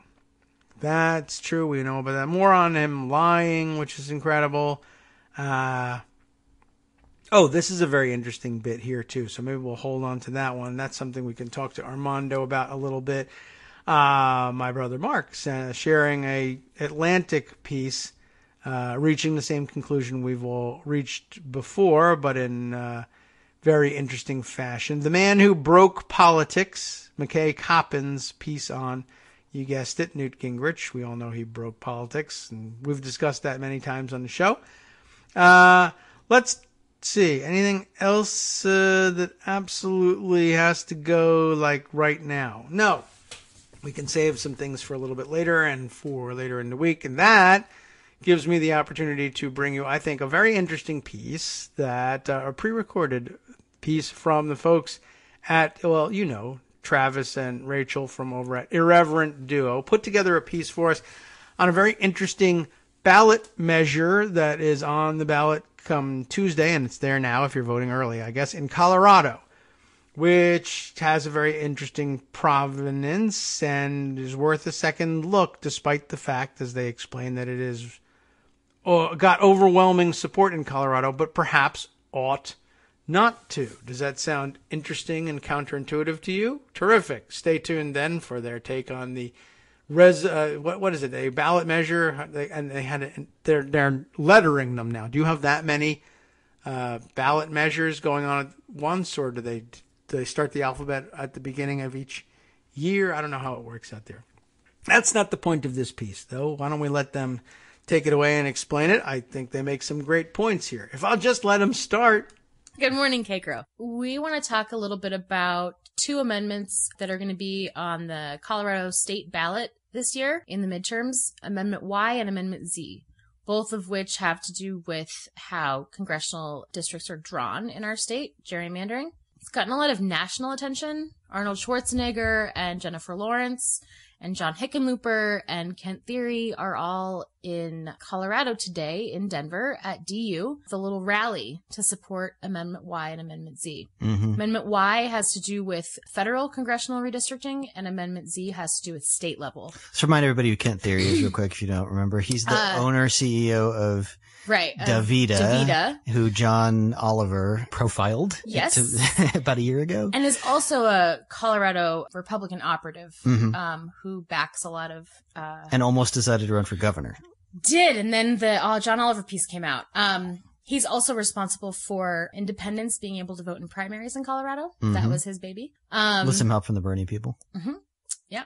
So what these amendments do, and they're to be voted on by the people, and what they say that they're going to do is they're going to build, rather than having whichever political party is in control of the Colorado government at the time of the census, which is how normally districts are redrawn, they're going to set up a 12-member commission, 4 Republicans, 4 Democrats, and 4 independents. And those 12 people will draw the congressional boundaries with the express goal of having those districts be competitive. And competitive means that you could reasonably expect that the district would change parties within the next 10 years. Okay. Then the Colorado Supreme Court will review that map, and then that will become the new congressional district map at both the federal level for Colorado's 7 House districts, and then also at the state level for our 100-ish at the state and the House levels and state and Senate as well. So that sounds great. In theory. Right? So it has to be at least 8 members have to approve the drawing of the map,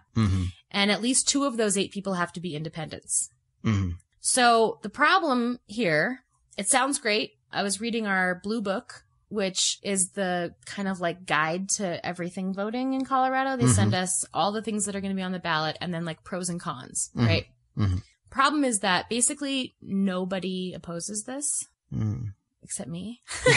There's a lot of people that oppose it, but we're mostly underheard from. Like the League of Women Voters, and this whole thing started from this Koch brother-backed initiative because Colorado is largely going to be democratically controlled for the foreseeable future. And so Republicans didn't want the Democrats to have the power to draw the map. Right. And so Kent Thiry and his buddies got together and made Fair Districts Colorado. And said, isn't gerrymandering bad, everybody? Yeah. And then but their original plan had no transparency and was pretty bad. So then this super left-wing group got together and they were we also want to end gerrymandering, but in a totally different way. And then the League of Women Voters got involved and they basically formed this coalition and came up with this cockamamie plan. Odd coalition.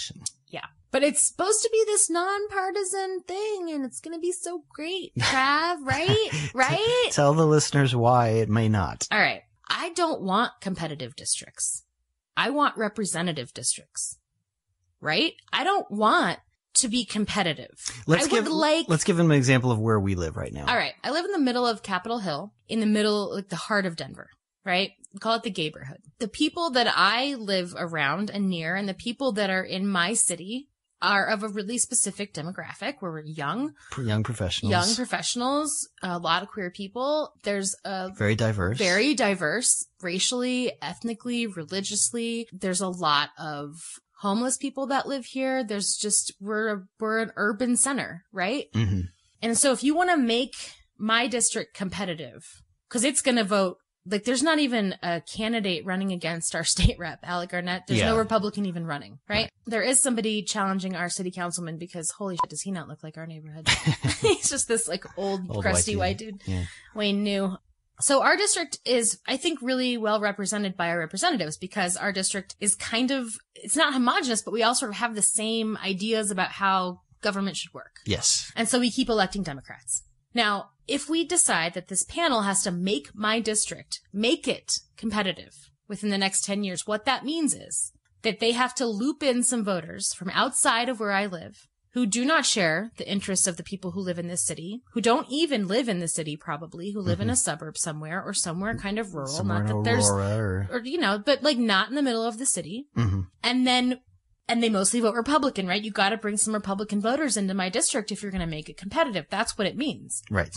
So now what we're saying is I have to be represented by the same people as these other people who don't live near me, who don't have the same interests that I have, who don't live in the same place, don't even have the same day-to-day concerns, roads or buildings or concerns or schools or anything else. We're just going to loop them in to make it in this interest of competitiveness, right? We're going to loop them in, and then everybody's miserable because there's not going to be really enough of them probably. We're still probably going to win, but then maybe what if they do win and they're like way out there? And so now I'm not being represented anymore if it is truly competitive. What it means is diluting city centers. It means diluting the votes of urban centers. And what that means is diluting the votes of people of color, of poor people, LGBT. Of queer people, right? It's diluting the votes of people who are most likely to vote Democrat. Now let's look at the flip side. Let's say you lived on a farm in Adams County. Right. And all your neighbors are rural. And your district is all rural farmers. And if the things that concern you are farming rights and water rights. Who knows what else? Fracking and stuff that does not really affect us. Right. Here in the I city. don't really have anything to do with like property lines or water rights. I just have plumbing because I'm in an apartment. I don't know what your need for your farm. I don't know. And it doesn't matter to me. And I hope somebody who represents you matters to. Because you need that person to represent you. But now Congress. Under this plan, a chunk of us now get a vote. Now you got a bunch of city folk getting looped into your farmland and we all get to vote on who the representative of your farmers are. That doesn't make any sense to me.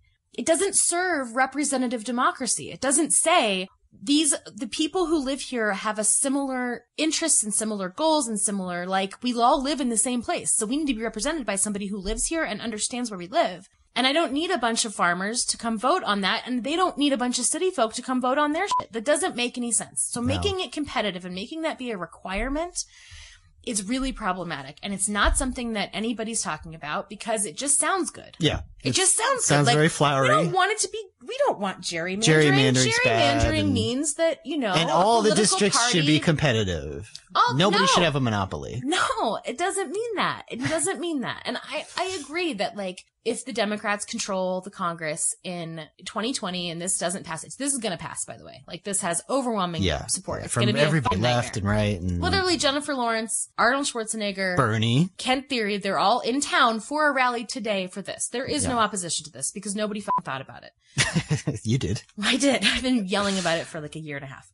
But anyway, so I just think gerrymandering is bad, right? What I was going to say is if Democrats get control of Congress, I think that there is some kind of, like, there's probably going to be some bullfuckery on their part. They're going to try to dilute maybe the rural areas a little bit, right? Well, they're going to undo some of the they're going to try to blatant dilute some gerrymandering of that's happened. Well, we did the gerrymandering, to be fair. You're talking about just Colorado? Yeah. Okay. Yeah, right, just Colorado. The Democrats drew the last map. Sure, and yeah. It's a little skewed, but it's also probably more prior, like when they did it, it was probably a little skewed. Now it's probably kind of fair because the way that the population has grown and the way that like districts are changing, we're just more of a blue state than we were 10 years ago. Yep. It's just the way it is. Okay. So that'll be our Colorado Minute for Kagro. Bye, Kagro. Talk to you later.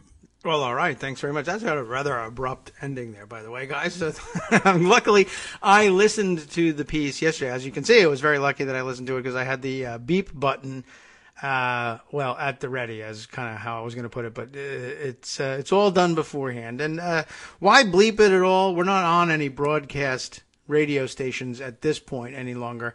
But in case we ever, do a deal like that again, I wouldn't want to have to worry about whether or not I can use various episodes for reruns, etc. Besides which, I think it sounds a lot funnier with the beeps in there. It's nice. Break from tradition, and great to have your voices on the air. Thanks, guys. An excellent point about that, and a great, evil plot, really, from the other side there, saying, we can exploit everyone's opposition to gerrymandering in a way that actually ends up benefiting Republicans anyway. And a good point too about that. Well, why should districts be fair and or I guess should you define the fairness of the shape of districts by competitiveness? And you really should not. The goal of district drawing should be, I think, and the court usually tries to look for this whenever there's a question about how districts should be drawn, compactness, not homogeneity with respect. You don't necessarily want to keep everybody. You don't want districts of clones, obviously, but they should have commonality of interest. And if they are competitive on top of that, well, then that's okay. I was going to say so much the better. I don't really care whether they're competitive per se. But what you should not be doing is drawing districts for the purpose of making them non-competitive and with not only no regard to commonality of interest or compactness or contiguity, but intentionally going out of your way to draw them as crazy as possible so that, basically non-contiguous areas are connected by empty strips of highway so that you can pull in more Democrats or Republicans or what have you, whatever your design is about. It should be people in this neighborhood are like this. Okay, fine. That's an okay thing to have in a neighborhood. If it's a mixed neighborhood or one neighborhood of one type juxtaposed against one neighborhood of another type and let you battle it out, that's okay too. But generally a great point that competitiveness has sort of snuck in there or been snuck in there as a generally, I guess people think, oh, well, if it's competitive and it can swing, then at least it's a 50-50 shot and you have to do your best to persuade and therefore win the district, and that's a good thing. But no, it's not actually the general goal of ending gerrymandering. It should be instead compactness and contiguity. And people forget that. And so a very brilliant evil plot to sneak in a partisan advantage for Republicans by pretending to be against gerrymandering when Democrats do it. So great point. Lost cause, as you pointed out, but a great point. Maybe maybe some people will think twice just before the Colorado election if they haven't already voted early, and will speak to some of their neighbors and change minds about how to approach that question. Okay, so a couple minutes left here before handing the microphones over to Justice Putnam for the day. Things we might share. Well, for one thing, at least share notice of the following. Yes, we are aware that the Justice Department has indicted another crop of Russians. Are we talking about just one Russian here? I haven't even actually read the damn thing. I haven't had the time. But yes, indicting Russians once again for interfering this time in the midterm elections, a large-scale plot uncovered once again, and we can get down to the brass tacks of what it's all about, perhaps later in the week. Also want to note the report from New York Magazine, in particular Jonathan Chait, asking the question, and then answering it himself in his own article, did Michael Flynn have a back channel to email hackers during the campaign? Mike Flynn, as you know, is a notorious spy. I have said so all along. It's in fact my pinned tweet and has been for quite a while. But this perhaps opening up a new front in that inquiry. Let's see. Where am I with that? What the hell is this? Oh, boy, the photos that come up on Random Stories. This one looks pretty short. Actually, we might be able to fit this one in. The alliance between the Trump campaign and Russia had many nodes of contact, he writes, but one of the least known but potentially most significant is the work that ran through Republican operative Peter W. Smith. Now, his name came back up in the news about a week or two ago, and we didn't get a chance to explore exactly why. This offers us a new backdoor into that story. We'll have to continue with that story later in the week as well. But let's read through this one. Over the hammering, which has finally begun next door in their roofing job. And, of course, we're in attached townhouses here, so we're going to hear all about that one. Okay, so Peter W. Smith. Much of the reporting on Smith has been broken by the Wall Street Journal, and its accumulated reports are building an incriminating story. Smith is a Chicago-based operative with a taste for the political dark arts who set out in 2016 to obtain Hillary Clinton's State Department emails, which he believed had been stolen by Russian hackers. Smith died under somewhat odd circumstances last year. He committed an apparent suicide days after being contacted by a reporter citing an expiring life insurance policy, but seemed to be in good spirits just hours before his death. And, of course, many life insurance policies are negated by suicide, but maybe his isn't. But the most important mystery involving Smith is how important his work was to the campaign and where it led. When he met with a cybersecurity expert in 2016, Smith represented himself as working on behalf of Michael Flynn, Trump's chief national security advisor during the campaign. Flynn, of course, had ties to Russia and was forced to resign very shortly after starting as national security advisor for lying about his contacts with Russia. But Smith, unlike Flynn, was not a famous figure, and initially some people assumed that he might have been working on his own. The Journal has fleshed out Smith's role, and every new report has suggested that his work was significant. An October 7th report found that Smith raised at least $100,000 from at least 4 donors for his work on the emails. An October 10th follow-up confirmed that Smith and Flynn were in regular close contact. Today's report, and this would have been on the 19th, that is that Friday? Today's report is more explosive still. Investigators have evidence that Smith, quote, may have had advanced knowledge of details about the release of emails from a top Hillary Clinton campaign official by WikiLeaks, according to the Journal. If true, this would mean that Smith wasn't merely attempting to get a hold of stolen Clinton emails. He got through to WikiLeaks and was, in some form, a channel of collusion between the hackers and the Trump campaign. Flynn, long ago, started cooperating with Robert Mueller, so if Flynn discussed any of this information with Trump during the campaign, the special counsel probably knows about it. And that is rather interesting, isn't it?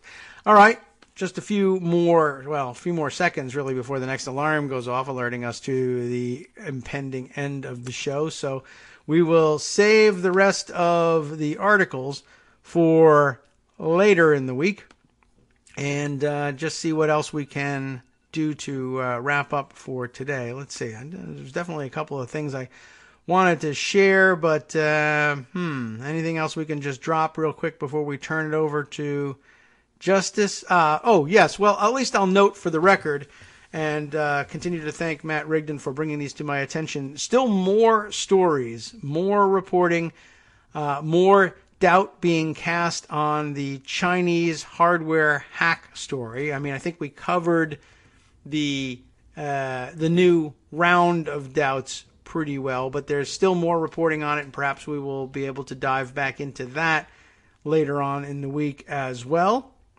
But it's starting to look more and more like, well, there's certainly a lot of, like I said, doubt being expressed about the veracity of the story. Not entirely sure in whose interest it would be, but I guess the current theory is that if the Trump administration wanted to have reporters pivot to China with respect to election interference, this would be a great basis for making that shift. But I haven't really seen that shift happen. And it may be because there are people so many people debunking the China hacking story, but I doubt it, given that Trump has never let debunking stop him before. So I'm not really sure whether this is perhaps a longer play about China or something else entirely, or just a huge mistake, or maybe the debunking is wrong. I guess that could be too. Anyway, here's what you'll find out about on other subjects, if and when, I should say. You hang on for the West Coast Cookbook and Speakeasy following our show right after this. Starting off in the Bistro Cafe, thanks very much, Justice. Trump uses lies and untruths, can you believe it? While promoting violence against the press to promote himself and his issues like no one before him. Rick Scott's administration lied about a state official's role in the deadly Florida International University bridge collapse. The Los Angeles Dodgers are the second group of Major League Baseball scabs to ignore thousands of striking hotel workers. From Daily Co's Radio. How about that? On netrootsradio.com. More to come in just a minute. You have been listening to the Kagro in the Morning Show. With David Waldman. Yeah, so the Dodgers are crossing the picket lines, striking hotel workers in Boston this season, and a 14-year long, that's right, oil spill in the Gulf of Mexico is on the verge of becoming one of the worst in U.S. history. There is much more. I don't believe I can fit it in before the music ends, so do stay tuned.